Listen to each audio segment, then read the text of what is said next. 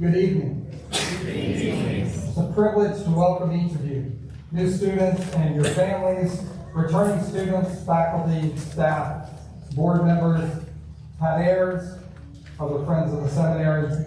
We're so glad you're here. It's fitting tonight that we matriculate new students at the same time as we honor our Cook Award recipient.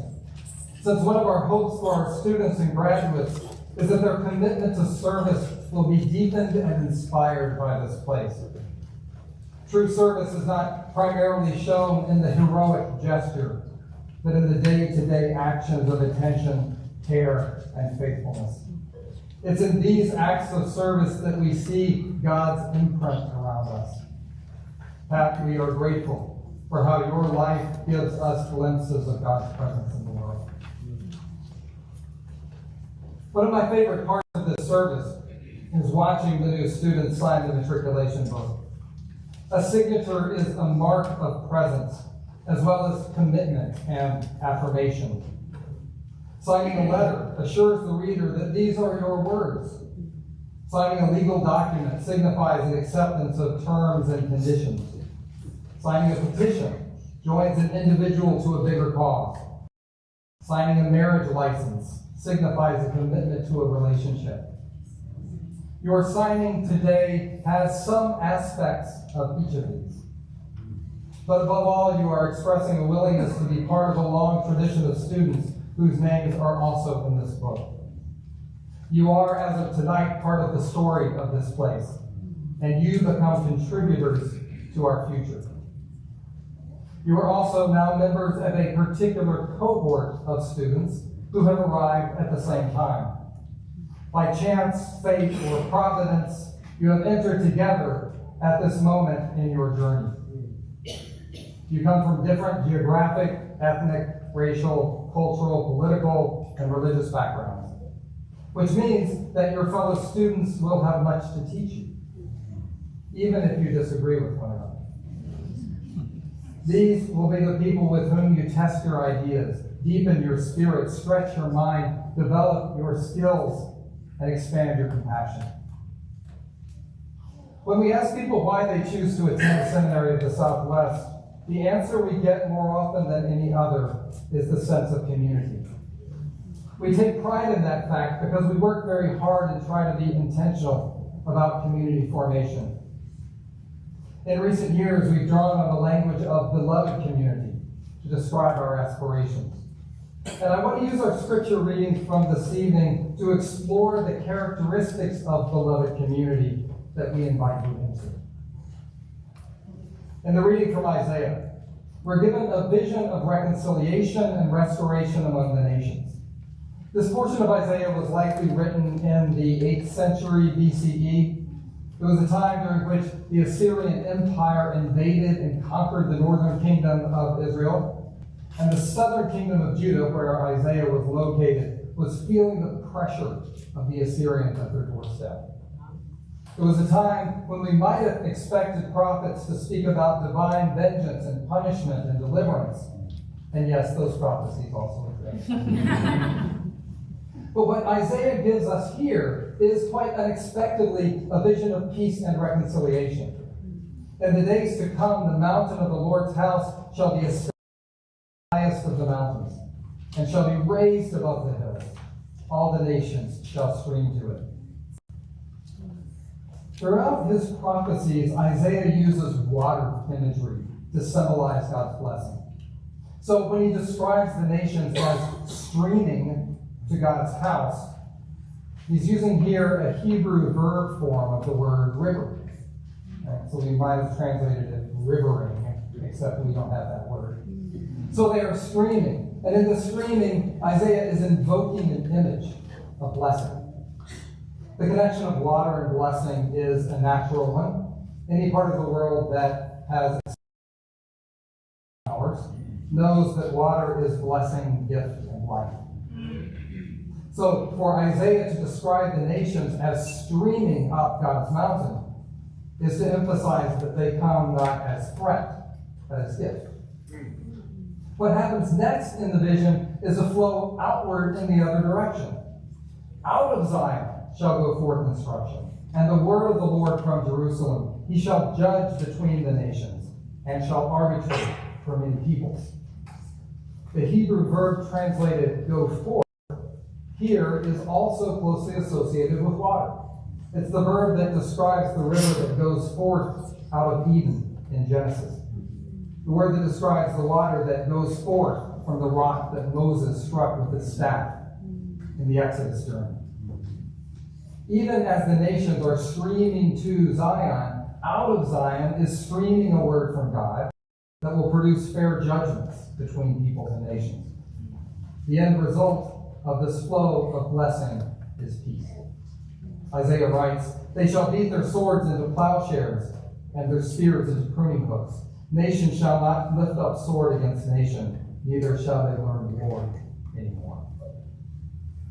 What's remarkable about Isaiah's vision is not just that the nations want to come to Jerusalem, but that the people of Judah don't try to stop them.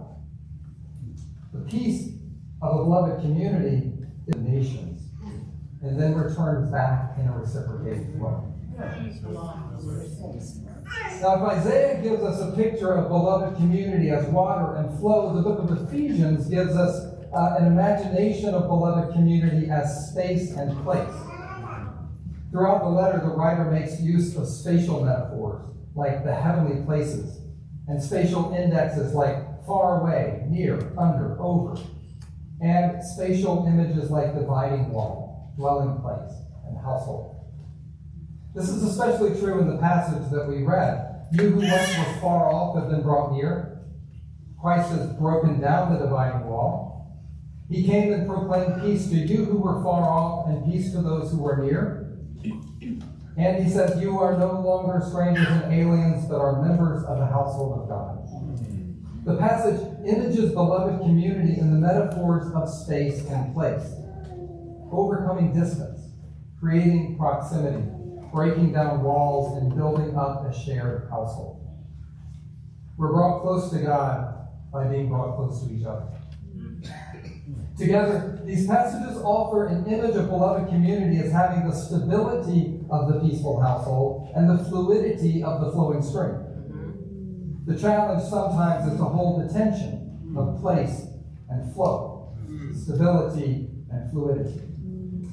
Things can go badly if we are so focused on making a stable place that we resist the new people and ideas that would change us. Things can also go badly if we embrace change and flow without paying attention to how traditions and institutions are needed to set the table for hospitality. Many of you have had a chance to see from the outside and perhaps a bit from the inside the new construction just behind me that is every day inching closer to completion. To me, this new construction symbolizes the interplay of place and flow and beloved community. The buildings themselves have been reshaped to create places that invite study and conversation and learning. At the same time, the construction has literally broken down some dividing walls to create a new flow across our campus through a new patio and courtyard space we are calling Trinity Crossing. Our buildings and our campus now more than ever invite us into the two moments of beloved community: place and flow, stability and change. Yesterday was the 60th anniversary of the March on Washington and Martin Luther King Jr.'s I Have a Dream speech. For most of us, the language of beloved community is deeply connected to King's dream, though he was building on his theological predecessors, Howard Thurman and Josiah Royce. The struggle for civil rights, in King's view, was never zero-sum, never fundamentally about winners and losers. He contrasts the way of nonviolence with two other zero-sum options. The first option he calls the way of acquiescence, which he says leads to moral and spiritual suicide. In acquiescence, the oppressed give up and the oppressors win. The second zero-sum option is the way of violence, which he says leads to bitterness in the survivors and brutality in the destroyers. Again, a zero-sum approach that does not lead to community. But, King goes on, the way of nonviolence leads to redemption and the creation of the beloved community, so that when the battle's over, a new relationship comes into being between the oppressed and the oppressor. Beloved community does not grow without tending and attention. The dividing wall does not come down without hard work. The welcoming of the nations to Zion does not happen without the risk of someone. In an interview in 2012, Bell Hooks noted that one of the great challenges to beloved community comes from the need to have everyone else think the same way you do. She says, until we can move away from that kind of absolutist thinking, we can't have the beloved community. Most people think that community means that we all think alike, or we'll all be taking the same action. When genuine community is inclusive and says, we are actually different, but part of what we are working towards is how to be together in our difference. Beloved community often begins by having to repair something that was broken. It often begins by having to make peace with those who are different and want different things. But its real beginning is not in the resolution of a prior conflict, but in the affirmation that before the conflict, beneath the conflict, there is a deep pattern and order to things in which everything has a place. Everything belongs.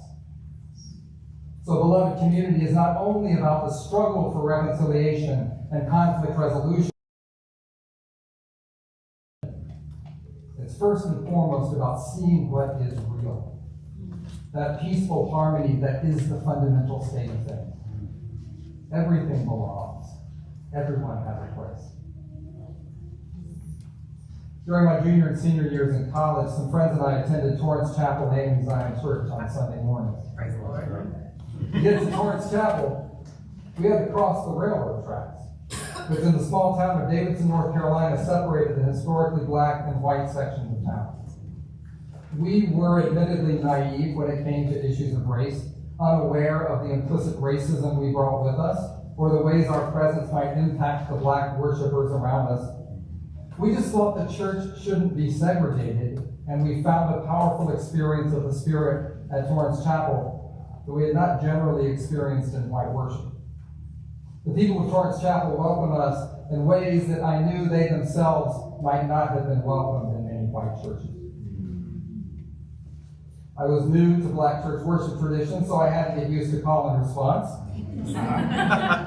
So if y'all want to do that with me here. I just don't want to get it from this side. So I had to get used to call and response. I had to get used to someone in the congregation starting a song that was not listed in the book. And I had to get used to swaying and clapping properly. Because after we'd been attending for a few months, we were invited to join a choir. Now, this was a small community, about 60 people on a Sunday morning, but they had 4 adult choirs.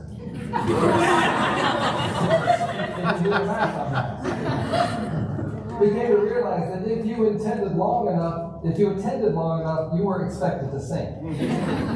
So we put on robes and we joined one of the choirs. We came to practice. We did, in fact, learn to sway and clap properly.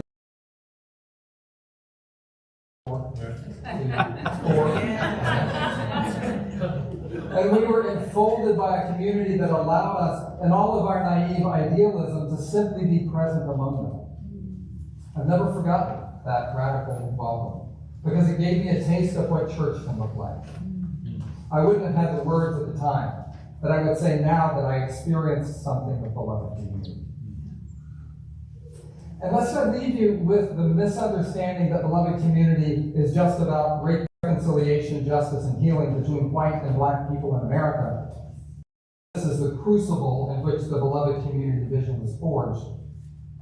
I want to add that it is also about how all of the glorious differences of creation, differences of ethnicity and sexuality, differences of gender and temperament, differences of viewpoint and taste, differences of class and politics, are held together in a space of respect curiosity, and love. New students, I invite you to look at your neighbors. Go ahead, you can look at your neighbors. New students, look at your neighbors. These are the people with whom, by fate, chance, or providence, you have been given the challenge and opportunity of creating beloved community. Like your family, this is a cohort of people you did not choose.